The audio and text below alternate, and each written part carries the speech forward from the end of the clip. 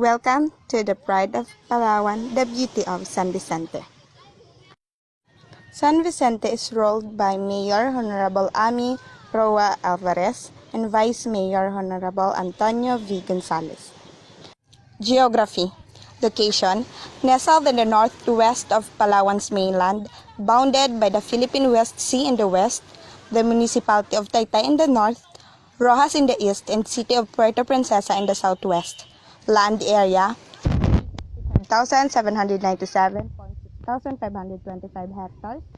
Forest area of 82,080.9 hectares, with 22 identified islands and islets within its municipality. The San Vicente map. You can easily go to San Vicente. From Puerto Princesa, the transportation is van, 3-hour trip with 250 to 300 fare.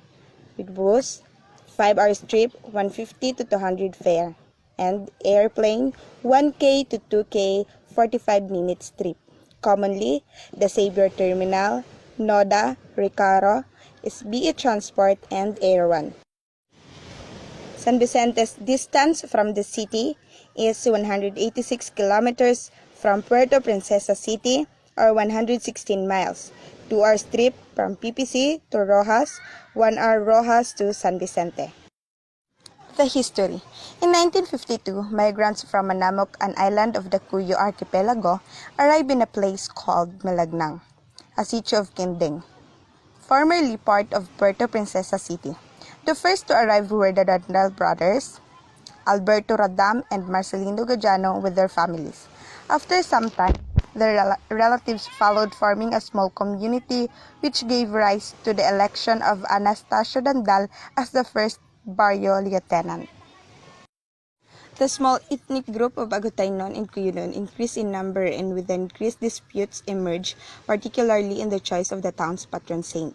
The Cuyunon wanted Saint Vincent Ferrer, while the choice of Agutaynon was Saint Isidro Labrador. The group decided to resolve the issue by drawing a lot. The name of Saint Vincent Ferrer was drawn, thus the name Malagnang was changed to San Vicente. The municipality of San Vicente was created on June 21, 1969 by virtue of Republic Act 5821. It officially functioned as distinct municipality on January 2, 1972. Population. Year 1970, 5,388. 1975, 7,420. 1980, 10,097. 1990, 7,795. 1995, 19,449. Year 2000, 21,654. 2007, 25,218. 2010, 30,919. In the year 2015, 31,222. Here's the Palawan map. San Vicente is located in the middle of El Nido and Puerto Princesa.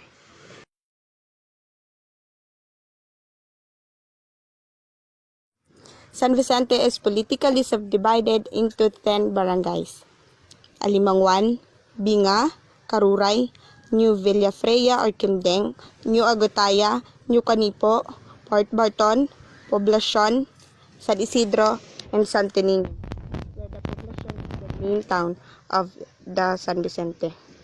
Now, the tourist spot. The Long Beach. 14.7 kilometers of beachfront, popularly called the Long Beach, is being converted into an emerging tourist destination that will be the beneficiary of government spending on infrastructure.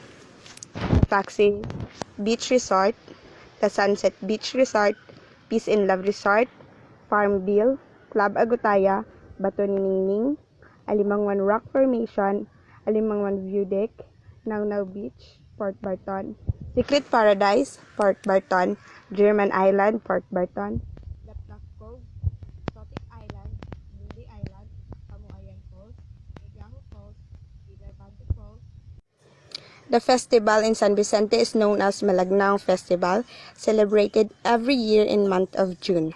The famous and the highlight of the activity is the street dancing in mud.